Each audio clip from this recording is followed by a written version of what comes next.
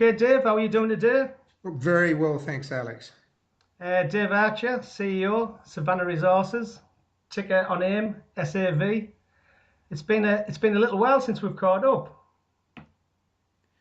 Absolutely, but we've been busy, and as you can see from our announcement, we've been very active, particularly here in Europe on the lithium front. Definitely, just before we touch on about today's news, can I just backtrack because I haven't spoke to you since I think it was back end of February. I'm just your RNSs. You're drilling underway in Oman. Yep, and we're drilling as we speak on the Arja mine, and that's been going pretty well. We have a new set of drilling contractors. They've been performing very sort of satisfactorily, and we're very sort of pleased with the progress that we've been seeing there. The one that stands out for me is the connection with the Rio Tinto, the joint venture updates you put out in March, just for listeners that were not up to speed with the company. Yeah, sure. Well, we announced a joint venture with Rio Tinto last year around the combination of our Jangamo and Rio Tinto's Matamba and Dongane projects on the coast of Mozambique, just north of Maputo. Rio's work there has defined a world-class series of deposits of heavy minerals along the coast, and that transaction is subject to the approval of the Mozambican government. We've been sort of seeking that approval very actively over the last few months, and sort of moving forward satisfactorily towards what we hope will be a satisfactory outcome over the next little while. So that's been our major sort of point of focus. Once that approval is through, we'll be getting onto the ground, doing some further evaluation work, but more importantly, moving on to framing up, undertaking and completing a scoping study, which will help sort of define the major parameters around a potential mine development. We're very excited about that. As I said, these are world-class deposits, and we feel very honoured to be able to evaluate those in combination with the joint venture with the global major Rio Tinto. It's definitely a well-renowned name. Like I said, we spoke the last couple of months ago, so we can kick off by saying the company. So you're busy since with the acquisitions of 2 lithium licenses in Finland, and this also adds to the current portfolio of the copper and gold assets in Oman and heavy minerals sand project in Mozambique. You're just unbelievably busy, like, and you're under the radar. It's amazing. Yeah, well, I think what we've really done is develop a relatively sort of deep portfolio of projects to fill out our project pipeline. So we obviously have the Oman copper, which we hope to have in production late in calendar 2017. A bit further back, we've got the mineral sands. We'll be undertaking scoping studies there. That would probably be the second cab off the production rank. And then on the more greenfields, grassroots side, we have the lithium projects in Finland. So we think all of those projects sort of sit comfortably together and provide us with a logical set of projects for sequential development over the next 10 years. This move into Finland marks a significant development for Savannah. Can you give us a little more information on the projects you required? Well, it's a bit colder up there than it is in Oman, so I'm not quite sure that I'm looking forward to that. But yeah, they're located in Finland. The good Yeah. news is that that really is an excellent jurisdiction. They've got a very well-developed mining code there. It's a great country to do business in, and the projects that we've identified in Finland are probably some of the best lithium projects in Scandinavia that are available at the moment. We've been sort of reviewing these opportunities now for a couple of months, and have ranked a sort of series of opportunities in Finland, and these were the two that came up as the best opportunities for us.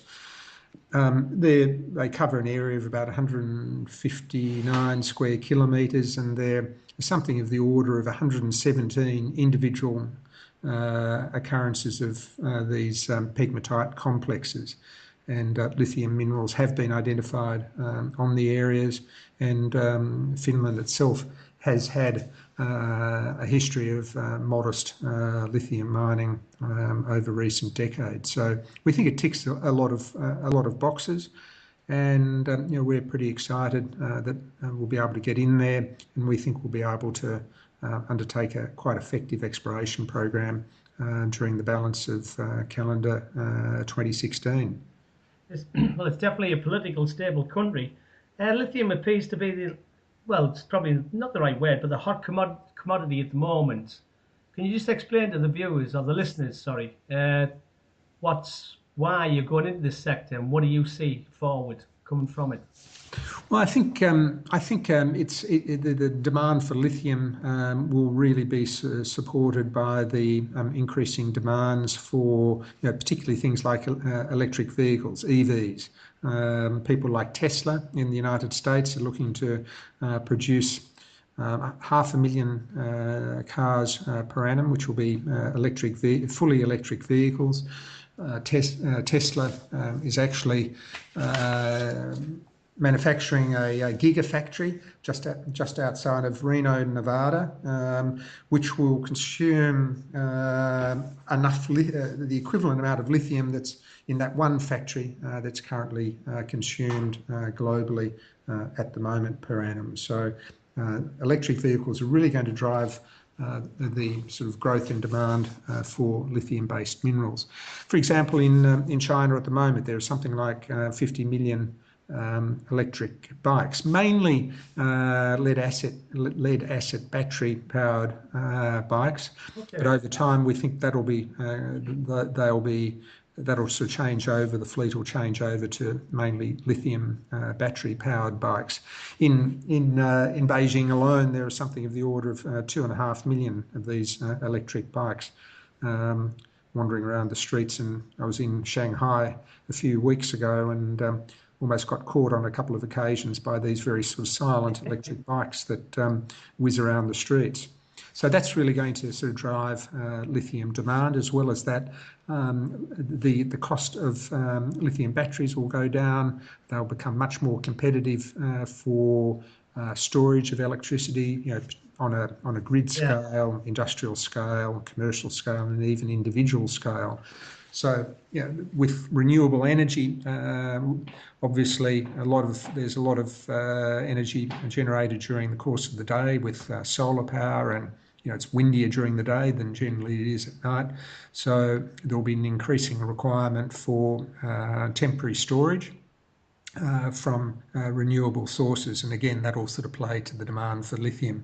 So you've got all these sort of very large influences which will bear very heavily on lithium demand, and we're already sort of seeing quite marked increases in the price for lithium carbonate, and people such as Deutsche Bank are predicting something like a sort of a 3 times increase in demand for lithium-based minerals over the next 10 years or so. And it may well be that they get it wrong, and that's actually an underestimation.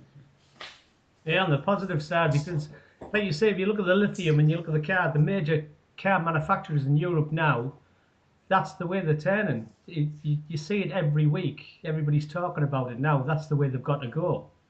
And it looks a very exciting market. It looks like it's turning. The market's turning as well for the man and the energy companies at the moment. Yeah, well, I think what you've sort of seen with some of the scandals, if you like, around the sort of the emissions standards are really sort of driving this, and I think it's become sort of clearer to people that apart from apart from global warming that might be associated with carbon dioxide emissions, motor vehicles really aren't great things to have trundling around a city when they're sort of spewing out particulate matter, which has sort of quite serious health implications for people who live in cities and I suppose outside of cities as well. So I think there's a really sort of major move both from a energy consumption drive and from a broad environmental drive to move away from the internal combustion engine and towards hybrid and ultimately electric vehicles. I've got to go back to Finland just to pick up on that one.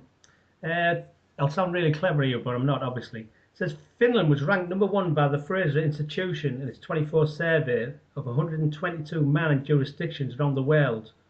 Is that what attracted you to Finland? Why Finland? Yeah, well, I think it certainly does really help to have a bit of a following wind that you've got in a particular jurisdiction in which you operate, that you have a well sort of thought out mining code that's with good supporting regulations and a regulatory body that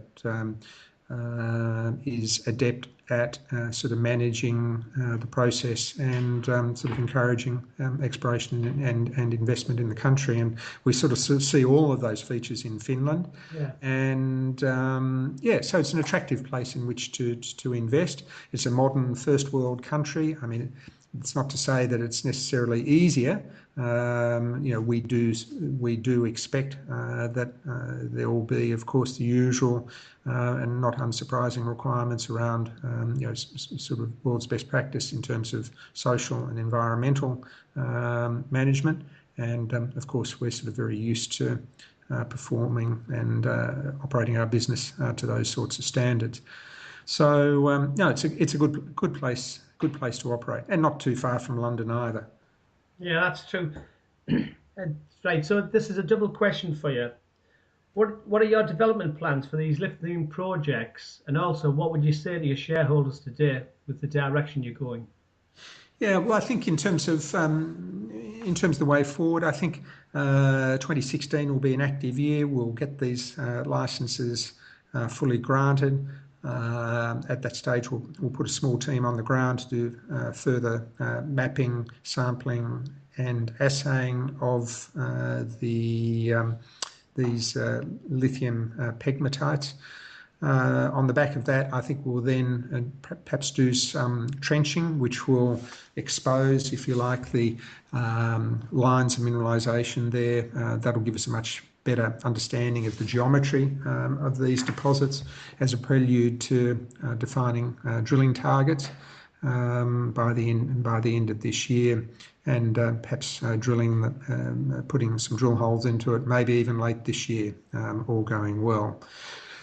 Looking beyond that, I can't really sort of see much further than that at this stage, but it should be an active but not overwhelmingly expensive year to take these two projects forward in Finland. So obviously your shareholders, this is a new thing for you and all that, so hopefully they should see this positive. It's another thing within Savannah Resources, another feather, if you like. I don't know the word to use, actually. Well, it certainly fills out our project pipeline, and really, I sort of see copper and lithium being opposite sides of the same coin, if you like. Yeah. Copper will be sort of very vital in terms of the reconfiguring of global electrical or the global grid. From an energy generation point of view, and on the consumption side, lithium will be sort of the key metal on the energy consumption side because of its attractive operational characteristics in batteries. So,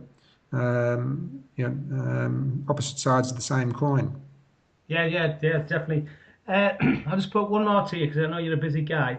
How does the planned development of these projects go with your interest in Oman and Mozambique? What would you say to that, please? Yeah, no, we think that they sort of sequence in rather well. Obviously, our principal focus is driving forward towards copper production in Oman in late 2017, and we don't sort of see our lithium initiative in any way sort of getting in the way of that. Next cab off the rank will be the mineral sands in Mozambique, and we'll be working, very vigorously post government approval to take that forward into a scoping study, and take. And then on the Finland side, it'll be relatively light touch, low expenditure exploration activities during the balance of 2016, which will hopefully provide our shareholders with a much better understanding as to the extensiveness of the lithium mineralisation there in those two tenements. So all of these projects are not work well together. They're not mutually inconsistent, and it's a project load that will be well able to handle, both in terms of people and money. And remembering that we are very well supported by the Al Marjan Group, who came in as a major 29% shareholder earlier this year with an investment of £1.7 million. So we've got really a very top-class register of very able shareholders with the ability and intention to follow their money. Sticky shareholders as well, may I add, and that's the success, I think, to any company, willing to hold and take the company forward. Exactly. So, something like somewhere between 40 and 50% of our register will not see the light of day. It's like I say, it was a pleasure talking to you the last time, and thanks very much for taking the time out today to talk to us on your announcement and news. And Dave, please keep in touch. Okay. Well, thanks, Alex, and much appreciated. No, absolute pleasure. Thank you. Thanks very much.